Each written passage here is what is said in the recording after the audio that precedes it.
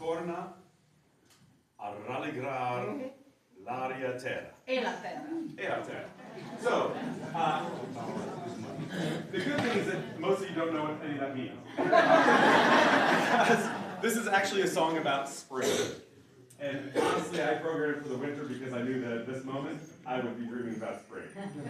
Especially after the snow yesterday. So, we hope you enjoyed this matter.